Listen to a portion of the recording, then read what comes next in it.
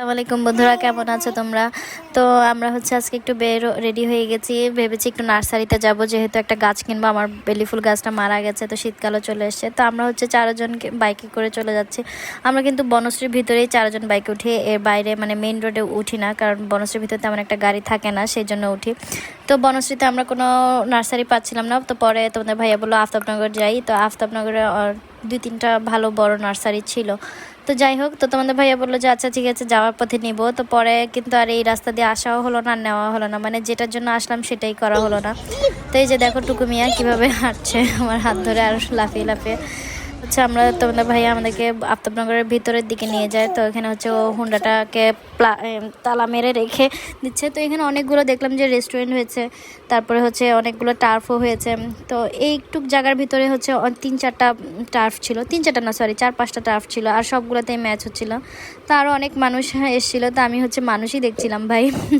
আর এরা দেখো, ছেলে মানুষ তো ছেলে মানুষ, ওরা তিনজনই বলছিল যে আচ্ছা একটু খেলাটা দেখি, কিন্তু আমার তো একদমই ভালো লাগছিল না। আর ছোটোটাও কি বুঝে খেলা, ও দেখতে আসতে চাচ্ছিল না। তো কি আর করা, মেজরিটি উইন্স। তো ওরা কতক্ষণ খেলা দেখলো, এরপরে আমরা খেলা দেখা শেষ করে একটু সামনের দিকে আসলাম। তো সামনের দিকে একটা রেস্টুরেন্ট দেখতে পেলাম বেলা শেষে, খুবই সুন্দর ছিল রেস্টুরেন্টটা। এটা ভিতরের দিকে নতুন হয়েছে মনে হয়, তো এর আগে যখন গিয়েছি তখন ছিল না, অনেক কিছুই নতুন হয়েছে ওখানে। তো যাই হোক, এরপর ভিতরে গিয়ে ওরা কতক্ষণ দুষ্টামি করলো। এরপর তোমাদের ভাইয়া বলছে কি খাবে, তো সবাই দেখছিলাম যে মালাই চা আর পোড়া রুটি খাচ্ছিলো, তো আমরাও মালাই চা আর পোড়া রুটি খেলাম। তো এই যে দেখো ছোটোটাও এনজয় করছিল অনেক।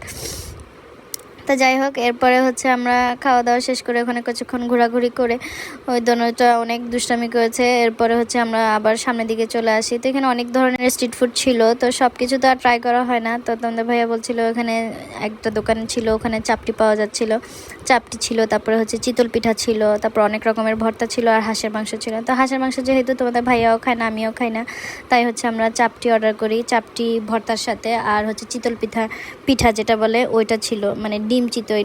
তো আরে দেখো এখানে দুটোটা দুষ্টামি করছিল, মাইক দিয়ে মানে বাবা বাবা বলে চিল্লাচ্ছে। তো আমি আর কিছু বলিনি, আচ্ছা যাক, এসে যখন একটু দুষ্টামি করো খেলক, সমস্যা নেই।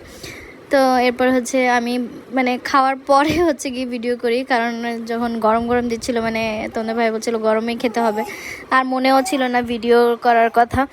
তো অনেক ঝাল ছিল আসলে এই ভর্তাগুলা, মানে আমি এত ঝাল আসলে খেতে পারি না, তারপরেও মানে অল্প স্বল্প খেয়েছি এই আর কি। তারপরে এটা আমার যে কোনো জায়গায় বাইরে বের হলে মানে এটা কিনতেই হবে মাছ। তো বাদাম আমার অনেক প্রিয় পছন্দ, তাই এখন কষ্ট করে ছিলা বাদামগুলো ওগুলো নিতে হয় না, প্যাকেটই পাওয়া যায় ছিলা। এই তো ওগুলো খেয়ে এরপরে গিয়ে বাসার দিকে চলে আসলাম।